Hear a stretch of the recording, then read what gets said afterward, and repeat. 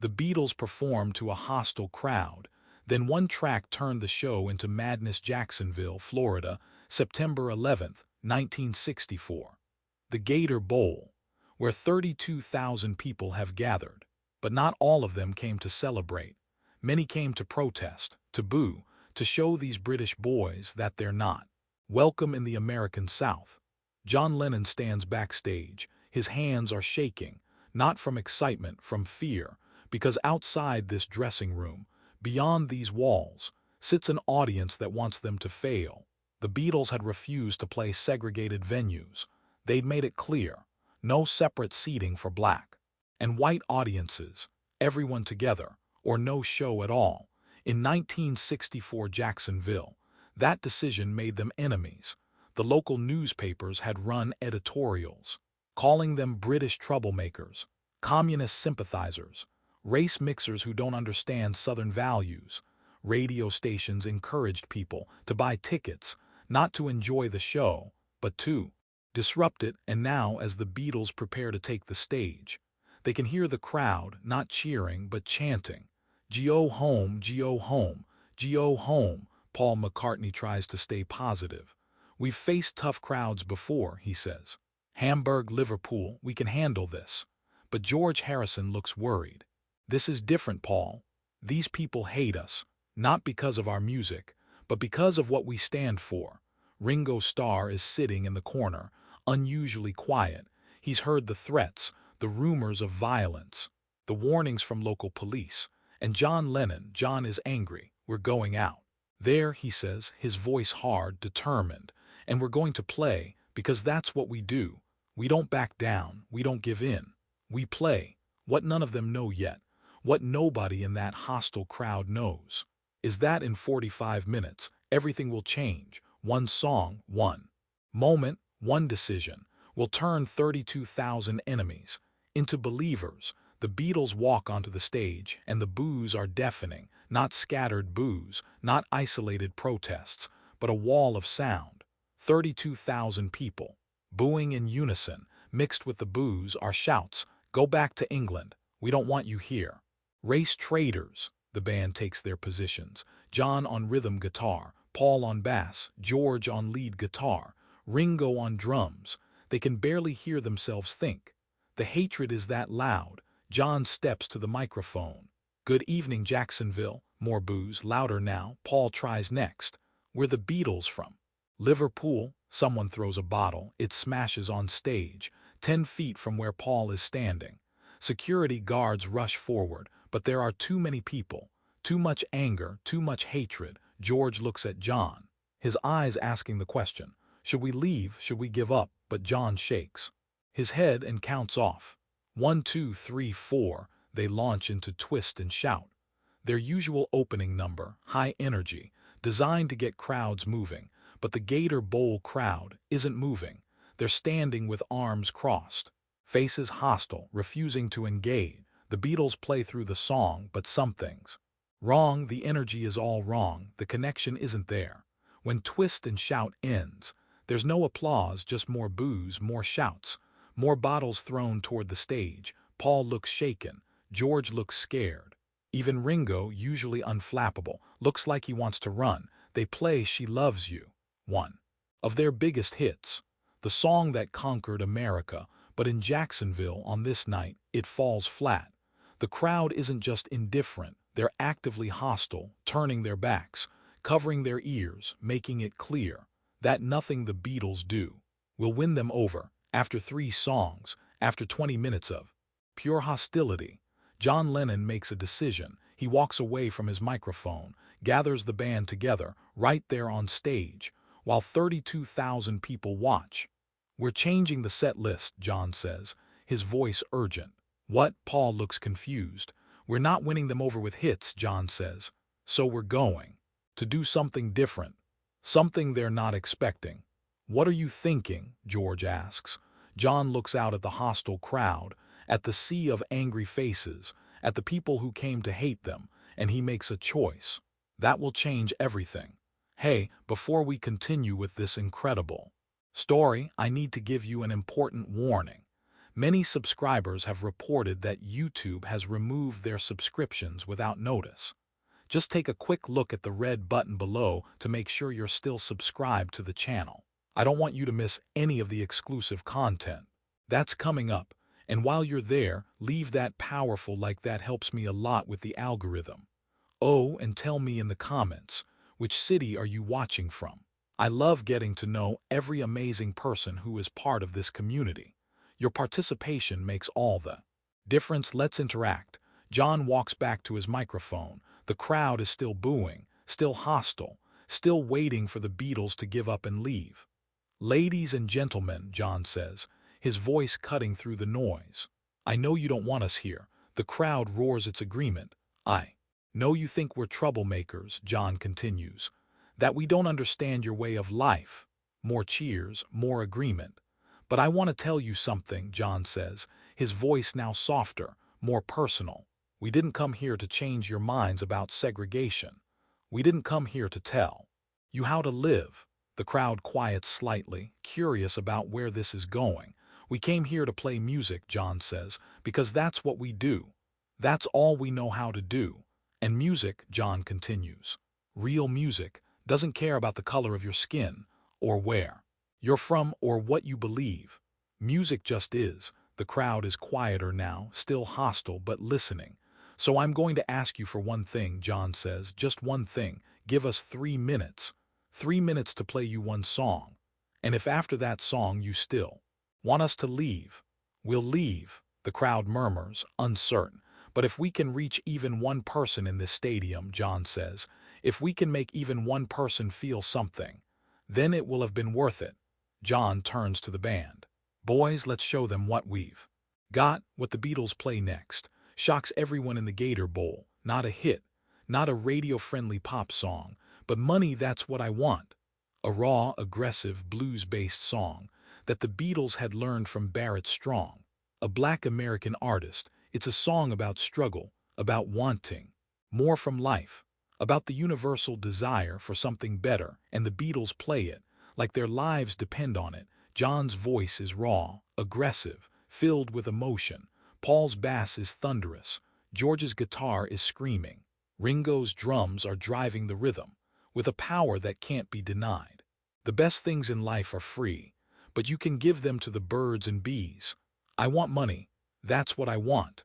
The energy is different now, not polished, not perfect, but real, raw, undeniable. And something starts to happen in the crowd. At first, it's just a few people in the front rows who stop booing and start listening, really listening, because what the Beatles are playing isn't British pop music, it's American blues, the music that was born in the South, in the cotton fields, in the struggle. And they're playing it with respect, with passion, with understanding. "Your lovin' gives me a thrill, but your lovin' don't pay my bills. I want money. That's what I want." More people stop booing, start paying attention, because this song, this raw, honest song about wanting more from life, speaks to something universal, something that transcends race, politics, geography, the desire for a better life. By the time the Beatles hit the bridge, maybe a quarter of the crowd is actually moving to the music, not dancing, not yet, but swaying, tapping feet, nodding heads. John sees it and pushes harder. His voice gets louder, more aggressive, more passionate. Paul and George are locked in, their harmonies cutting through the remaining hostility. Ringo is pounding the drums like he's trying to break through every wall in that stadium. "Money don't get everything, it's true, but what it don't get I can't use. I want money. That's what I want." And then something incredible happens. A young black woman in the integrated section that the Beatles had insisted on stands up and starts dancing, not just swaying, but really dancing, moving to the music with joy, with freedom. Others in her section, black and white together, start standing up, start moving. The energy is shifting. You can feel it like a wave building. The hostile sections of the crowd, the ones who came to protest, are starting to look uncertain, because what they're witnessing isn't what they expected. They expected British pop, manufactured music, something easy to dismiss.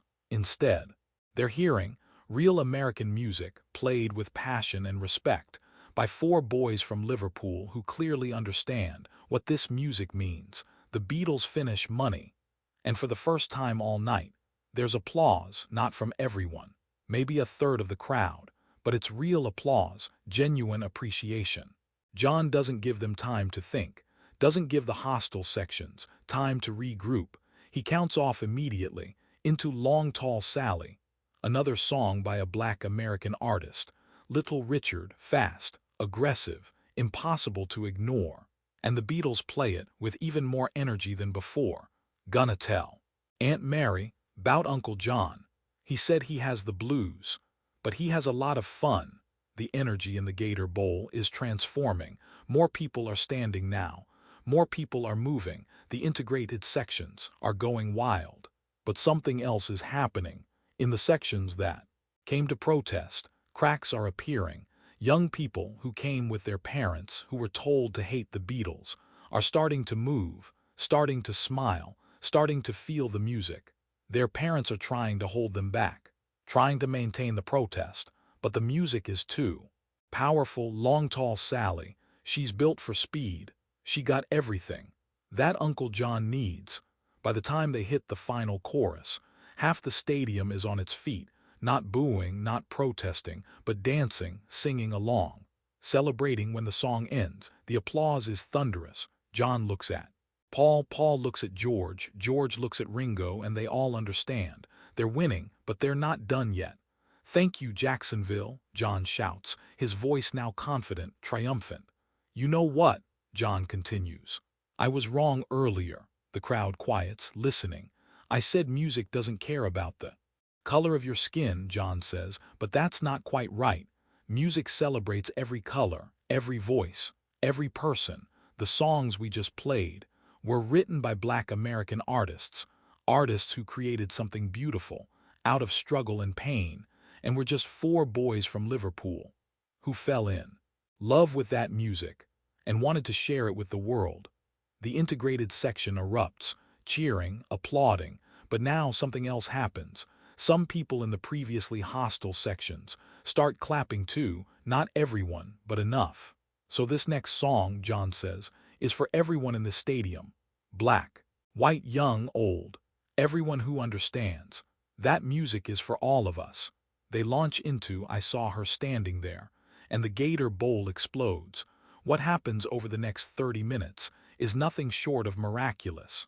Song by song, the Beatles transform the Gator Bowl from a hostile protest into a celebration. They play Please Please Me, and the crowd sings along. They play She Loves You, and people are dancing in the aisles. They play I Want to Hold Your Hand, and even some of the protesters are clapping along.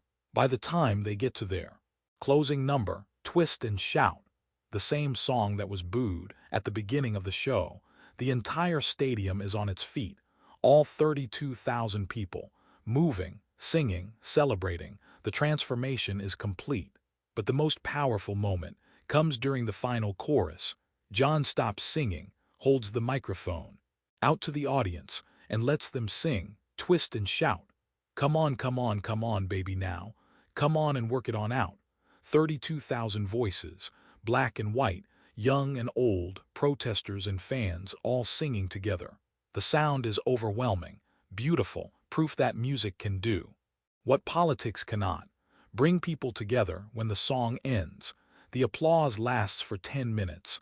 People are crying, hugging strangers, celebrating not just the music, but the moment. The Beatles take their bows, exhausted, emotional, transformed as they walk off stage. John turns back one more time. Thank you, Jacksonville, he says, for giving us a chance, for listening, for understanding. The crowd roars its approval. Backstage, the Beatles collapse.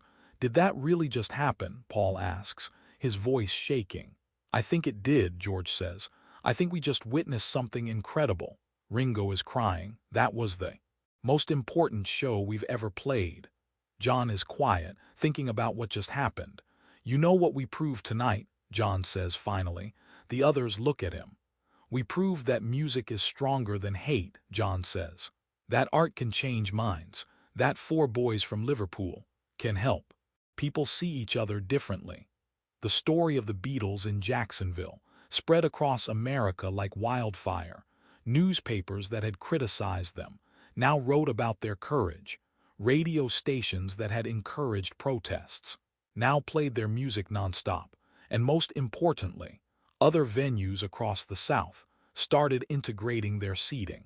Because if the Beatles could transform 32,000 hostile people in Jacksonville, then maybe change was possible everywhere. The concert was recorded by a local radio station, and when the tapes were released years later, they became some of the most important Beatles recordings in existence, not because of the music, though the music was incredible, but because you can hear the transformation. You can hear the boos turning to cheers, the hostility turning to celebration, the hate turning to love. Civil rights leaders, including Dr. Martin Luther King Jr., cited the Beatles' Jacksonville concert as an example of cultural integration. The Beatles showed us, Dr. King said, that sometimes the most powerful protests don't involve marching or speeches. They involve art, music, beauty. They showed us that when you give people something beautiful to share, they'll forget what they thought divided them. The four young people, who had been in the hostile sections but started dancing anyway, later became activists. They credited the Beatles with showing them that standing up for what's right is more important than following what everyone else does. The Beatles gave me permission, one said, to think for myself, to question what I'd been taught, to choose love over hate. Today, the Gator Bowl has a plaque commemorating that night. On this field, September 11, 1964, the Beatles transformed hostility into harmony, proving that music can change hearts when nothing else can. Paul McCartney, in interviews years later, said, "Jacksonville was the night we understood what we were really doing. We weren't just entertaining, we were building bridges." John Lennon, before his death, said, "That night in Jacksonville taught me that the strongest weapon against hate is art. You can't argue with a beautiful song. You can't debate with music that moves you. You just have to feel it." George Harrison said, "We went to Jacksonville expecting to fail. Instead, we succeeded beyond our wildest dreams, not because we were great musicians, but because we believed in the power of music to unite people." Ringo Starr said simply, "That was the night. The Beatles became more than a band. We became a movement." The story of the Beatles in Jacksonville reminds us that art has power, the power to change minds, to open hearts, to transform hostility into harmony.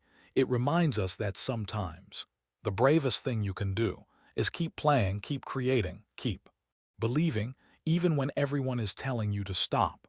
The Beatles could have left that stage, could have given up, could have let the hostility win. Instead, they played.